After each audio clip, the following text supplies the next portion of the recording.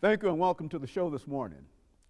The topic this morning is the Metropolitan Action Commission, and we're fortunate to have with us to talk about the Metropolitan Action Commission the Executive Director of the Commission, Mr. Walter Hunt. And of course, Mr. Hunt, let me welcome you to the show this morning. Thank you, Dr. Haney. I'm so pleased to be back to chat with you again. You know, I think it's a good time, Mr. Hunt, to talk about the Metropolitan Action Commission. I know that folks are familiar with it as an organization, but I hope this morning that we can give them some information relative to what you're involved in. But before we do that, let's talk about Walter Hunt.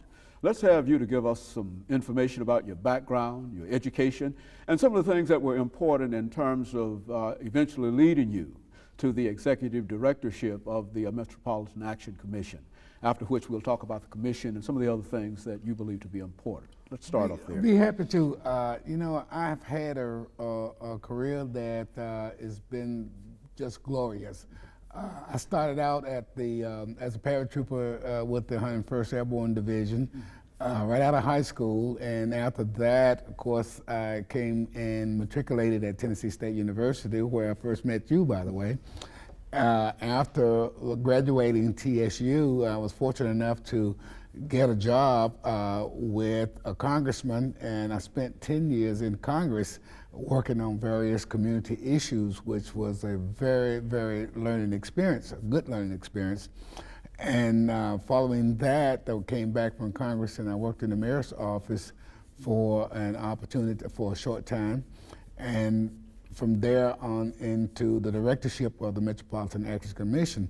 But let me say that during my tenure in Congress was the eye-opening about the community needs and what category of people who really need the services.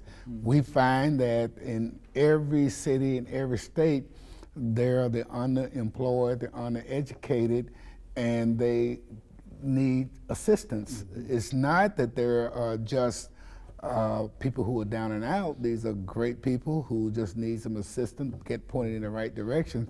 And that was the experience that I got in the period that I was working in Congress. These are the so-called working poor. Working poor, exactly, exactly.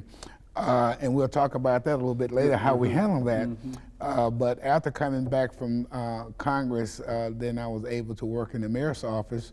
There and again, I had an opportunity to work in the community, to look at the community needs, to look at job, affordable housing, and employment opportunities and things of that nature. From there, I went down to the Metropolitan Action Commission and became director there. It didn't take me long to see that that same need was there in the Nashville community, and that agency deals with those unemployed, uneducated individuals directly. When I first took over as director of the Metropolitan Action Commission, we had 478 students in the Head Start program. We were able to increase that number to about 1,200. I have about 264 employees, and my role now is still trying to find out how best to help these people that need the services. You know, I think, Mr. Hunt, in terms of the Metropolitan Action Commission itself, I think what would be quite instructive in terms of the number of people that you serve is to give us some idea about that commission. I know that Head Start and other programs that you've talked about on a number of occasions, I know that all of these are programs that came out of the 60s. But what about the commission? I mean, where do you put that in terms of its social responsibilities? Its responsibility of that commission is to look at the needs of the community, to create programs to meet those needs. And you're right, the program started in 1964 under President Johnson's administration to take a look at how we could eradicate poverty. Poverty has been with us since the beginning of time, but we have made some great gains in trying to help people out of poverty. The agency in itself is a safety net.